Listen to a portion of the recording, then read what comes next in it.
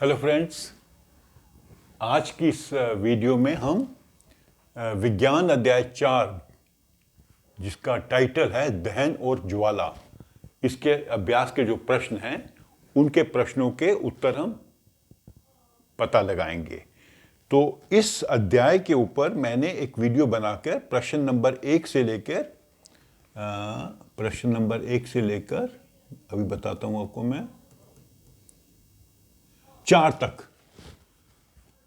पहले 4 प्रश्नों के उत्तर मैंने आपको समझाए थे। तो अभी हम क्या करेंगे, जो बाकी प्रश्न हैं उनके उत्तर देखते हैं। तो अभी काफ़ी प्रश्न है अभी, तो देखते हैं कि सभी एक वीडियो में होगा कि 2 वीडियो में होगा। तो आप इनको ध्यान से देखना और पहली वीडियो भी देख लेना, क्योंकि पहली वीडियो में मैंने कुछ आपको इसके टॉपिक के पॉइंट्स भी समझाए थे। तो अभी आ जाते हैं प्रश्न नंबर 5। अब बुक निकाल के पढ़िए प्रश्न, क्योंकि प्रश्न पढ़ने से आपको पता लगेगा कि प्रश्न क्या है, उसका उत्तर क्या देना है। कारण बताइए। प्रश्न 5 में क्या है, उन्होंने कुछ स्टेटमेंट्स दिए हैं, तो उसका आपने बताना है कि कारण ऐसा क्यों होता है। ठीक है, तो पहला क्या लिखा है उन्होंने, विद्युत उपकरण से संबंध आग पर नियंत्रण पाने हेतु जल का उपयोग नहीं किया जाता। विद्युत उपकरण क्या होते हैं, जो बिजली से चलते हैं।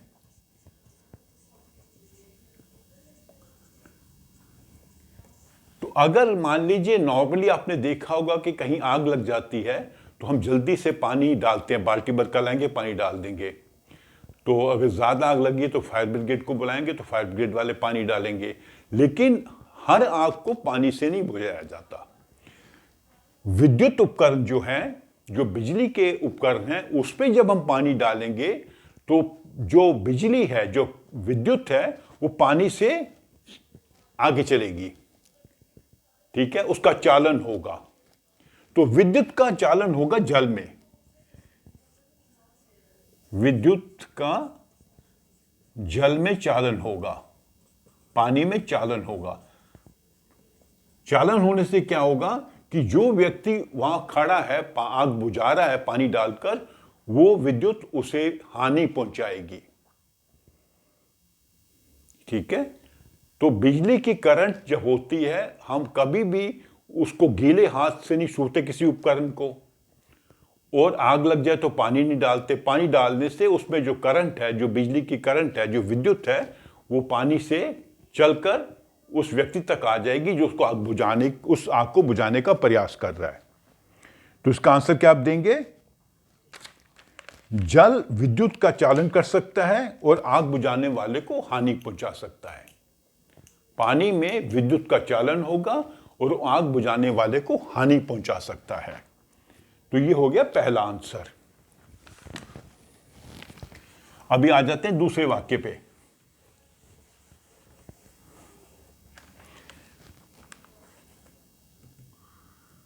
दूसरा वाक्य क्या है, एलपीजी लकड़ी से अच्छा घरेलू ईंधन है।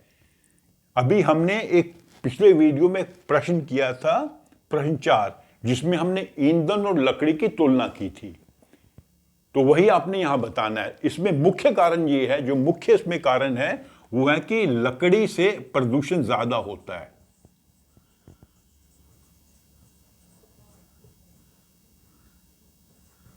अधिक होता है एलपीजी की तुलना में। तो एक कारण है। दूसरा, इसमें ऊष्मा ऊर्जा में कम मिलती है, और ऊष्मा ऊर्जा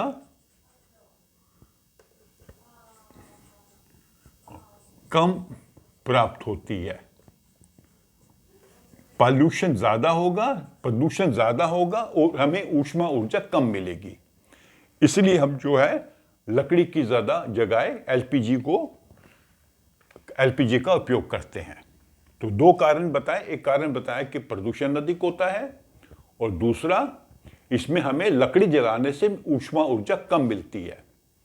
2-3 कारण और भी हैं, वो आपने प्रश्न 4 में जब लिखेंगे तो उसका पूरा विस्तार में आंसर देंगे।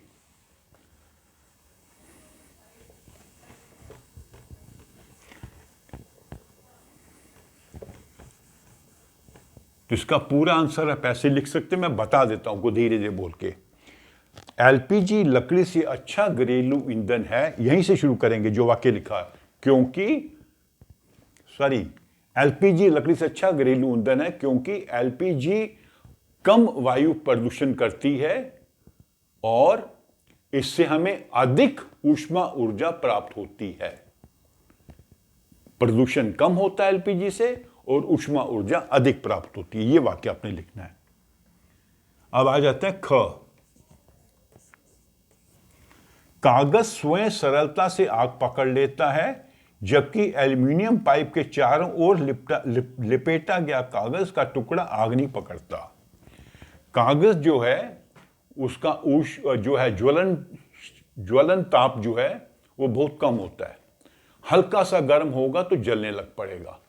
लेकिन अगर हम क्या करें, एक एल्युमिनियम की पाइप लें, उस पाइप के ऊपर कागज को लपेट दें और फिर इसको गर्म करें तो जलेगा नहीं। क्यों? कागज गर्म होगा तो वो जो ऊष्मा किसको आगे ट्रांसफर कर देगा? एल्युमिनियम को। ठीक है।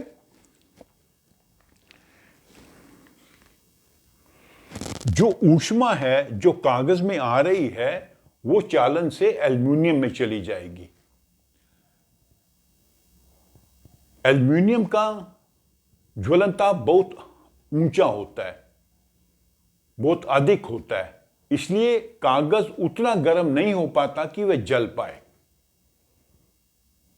इसमें एक और एक्सपेरिमेंट भी करते हैं। मान लीजिए पेपर की आप बनाइए कीफ, ऐसे उसमें पानी डाल दीजिए और नीचे से उसको मोमबत्ती से गर्म करिए, ये पेपर जलेगा नहीं, क्योंकि जो पेपर जब गर्म होगा तो वो गर्मी चालन से पानी में चली जाएगी। तो पेपर गर्म नहीं होगा, उतना गर्म नहीं होगा कि वे जल जाए। सारा गर्मी जो है, जो सारी ऊष्मा जो है वो पानी में चली जाएगी। अगर खाली पेपर को गर्म करेंगे जिसमें पानी नहीं है तो जल जाएगा, क्योंकि एकदम वो गर्म हो जाएगा और ज्वलन ताप से उसका ताप हो जाएगा। ठीक है। ज्वलन ताप, ये मैंने आपको पिछले वीडियो में भी बताया था। हर पदार्थ का एक ज्वलन ताप होता है। जब वो पदार्थ उस ज्वलन ताप तक गर्म हो जाएगा तो वो जलने लगेगा। अगर तब तक गर्म नहीं होगा तो नहीं जलेगा। मान लीजिए एक मोमबत्ती है और पेपर आप उससे काफी दूर रखें तो पेपर जो है, कागज है, हल्का सा गर्म होगा, इतना गर्म नहीं होगा कि उसका ताप जो है ज्वलन ताप के बराबर हो जाए।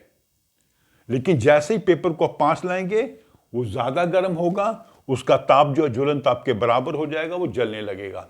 लेकिन चूंकि इसमें हमने एल्युमिनियम लपेटा हुआ है बीच में पेपर के अंदर, ठीक है नहीं, जैसे मान लीजिए पेपर के अंदर ये हम इसको ऐसे लपेट दें, तो जब पेपर गर्म होगा तो वो जो है ऊष्मा जो है एल्युमिनियम में चली जाएगी। एल्युमिनियम का ज्वलन ताप बहुत अधिक होता है तो सारी ऊष्मा को वो सोख लेता है। पेपर जो है, कागज जो है, उसका ताप ज्वलन ताप तक पहुंचता नहीं है, इसलिए वह जलता नहीं है। तो इसका क्या उत्तर लिखेंगे आप? इसका उत्तर लिखेंगे, मैं बताता हूं आपको। कागज को दी जाने वाली ऊष्मा चालन द्वारा एल्युमिनियम में चली जाती है और कागज का ताप ज्वलन ताप तक नहीं पहुंचता है, इसलिए कागज जलता नहीं है। एल्युमिनियम के ऊपर लपेटा हुआ कागज जलता नहीं है। फिर से बताऊं, कागज को दी जाने वाली ऊष्मा चालन से एल्युमिनियम में चली जाती है, एल्युमिनियम पाइप में चली जाती है, और कागज का ताप जो है ज्वलन ताप तक नहीं पहुंचता, इसलिए कागज जलता नहीं है। तो ये आपका आंसर आ गया ग। ये हो गया क्वेश्चन नंबर 5। अब आ जाते हैं हम क्वेश्चन नंबर 6 पे।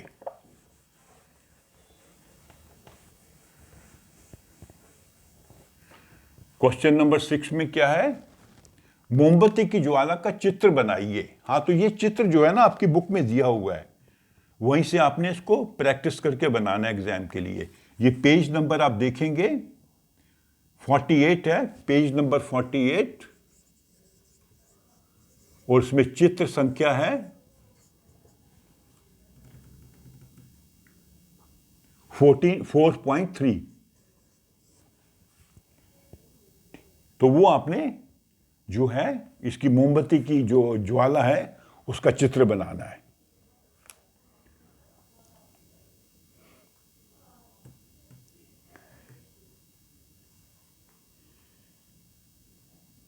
इसमें मैं आपको थोड़ा समझा देता हूं। ये मोमबत्ती की ज्वाला ऐसे होती है, ठीक है। इसमें नीचे थोड़ा सा ब्लैकिश होता है, काला रंग होता है। इसमें पीला रंग होगा, इसमें थोड़ा सा पीला लाल होगा, पीला लाल, ठीक है। और ऊपर जो है कोई कलर नहीं होगा। तो ये एरिया जो सबसे गर्म होता है, क्योंकि यहां पे पूरन दहन हो रहा है, ठीक है। ये कम गर्म होता है, इसमें क्योंकि पूरन दहन नहीं हो रहा। ये सबसे कम गर्म होता है, सबसे कम गर्म, क्योंकि यहां पर जो है ज्वलन बहुत कम होता है। यहां से पूरन ज्वलन हो रहा है, उससे कम, सबसे कम ज्वलन यहां पे हो रहा है। जो इसके मोम के जो पार्टिकल्स हैं, जो यहां पे वाष्प बन जाते हैं, वेपर बन जाते हैं, वो जलते हैं। यहां सबसे कम जलते हैं, यहां उससे अधिक जलते हैं, यहां सबसे अधिक जलते हैं। तो ये बाग सबसे गर्म होगा, ये उससे कम गर्म, ये सबसे कम गर्म होगा। तो ये आपने बेसिकली पिक्चर बनानी है और पिक्चर में दिखाना है कि कौन से बाग में क्या हो रहा है। तो ये आपका हो गया क्वेश्चन नंबर 6। तो अभी आ जाते हैं हम क्वेश्चन नंबर 7। ईंधन के ऊष्मीयमान का मात्रक द्वारा प्रदर्शित, किस मात्रक द्वारा प्रदर्शित किया जाता है? मात्रक होता है किस तरह हम उसको बताते हैं। जैसे वजन है तो किलोग्राम, कोई चीज तोलेंगे, इसका 1 किलो वजन है, 2 किलो वजन है। अगर हम किसी चीज की लंबाई नापेंगे तो हम बोलेंगे मीटर में या सेंटीमीटर में। मान लीजिए ये बोट कितना मीटर है, कितने सेंटीमीटर है इसकी लंबाई या इसकी चौड़ाई। तो ऐसे ही जो जब कोई चीज जलती है उसमें से जो ऊष्मा एनर्जी निकल रही है उसको भी नापने का एक तरीका होता है, उसे कहते हैं ऊष्मीय मान। तो ऊष्मीय मान को हम कैसे नापते हैं? किलो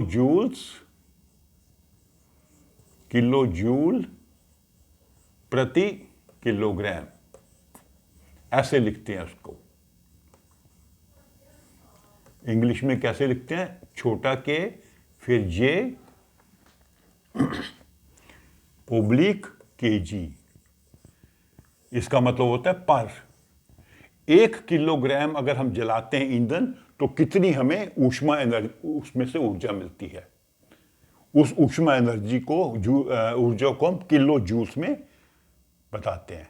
हिंदी में लिखेंगे किलो जूल प्रति किलोग्राम, इंग्लिश में लिखेंगे के जे ओब्लिक किलोग्राम। तो इसका आंसर ये है, ठीक है। अगर आप देखेंगे ना तो पेज नंबर 49 उन्होंने एक टेबल बना रखा है कि अलग अलग ईंधन जब जलते हैं तो कितनी ऊष्मा मान उसमें है। जैसे अगर हम लकड़ी जलाएंगे तो हमें 17,000 से लेकर 22,000 किलो जूल पर किलोग्राम मिलेगी। मतलब 1 किलोग्राम लकड़ी जलाएंगे तो हमें 17,000 से 22,000 किलो जूल्स ऊष्मा ऊर्जा मिलेगी। और अगर हम एलपीजी जलाते हैं तो हमें 55,000 किलो जूल्स ऊष्मा ऊर्जा मिलेगी। 1 किलोग्राम एलपीजी जलाने से 55,000, इसको उसका ऊष्मीय मान कहते हैं। हर ईंधन का एक ऊष्मीय मान होता है। तो ये हो गया क्वेश्चन नंबर 7। नापने का तरीका है, कैसे नापेंगे कि किस ईंधन से हमें अधिक ऊर्जा मिल रही है और किस ईंधन से कम मिल रही है। तो उसके लिए एक ऊष्मीय मान होता है, उसको उसका जो मात्रक है, नापने का तरीका है किलो जूल्स पर किलोग्राम। किलो जूल्स प्रति किलोग्राम। प्रति किलोग्राम का मतलब 1 किलोग्राम हमने ईंधन जलाया तो कितनी हमें ऊर्जा मिली। तो अभी हम आ जाते हैं क्वेश्चन नंबर 8 पे। समझाइए कि CO2 किस प्रकार आग को नियंत्रित करती है। मैंने आपसे भी बताया था कि जब आग लगती है तो कई बार हमें कार्बन डाइऑक्साइड का उपयोग करना पड़ता है आग बुझाने के लिए। जैसे विद्युत उपकरण है या तेल में आग लग जाए, तेल में पानी नहीं डाल सकते, आग फैल जाएगी। और विद्युत उपकरण में पानी डालेंगे तो हमें हानि हो सकती है, क्योंकि विद्युत जो है पानी से चलकर उस व्यक्ति तक आ सकती है जो व्यक्ति आग बुझा रहा है। तो उसके लिए हम कार्बन डाइऑक्साइड यूज करते हैं। क्यों यूज करते हैं? एक जो कार्बन डाइऑक्साइड होती है वो ऑक्सीजन से भारी होती है। ऑक्सीजन हल्की होती है और कार्बन डाइऑक्साइड भारी होती है। ठीक है, तो ऑक्सीजन, ये कार्बन डाइऑक्साइड जब भारी होती है ऑक्सीजन की तुलना में, तो जब हम इसको किसी चीज पर डालते हैं तो ये ऊपर नहीं हवा में उड़ती, नीचे रहेगी। ऑक्सीजन हल्की है, ऊपर चली जाएगी। जैसे पानी में आप कोई चीज डाली है जो भारी है, वो नीचे चली जाएगी और पानी ऊपर आ जाएगा।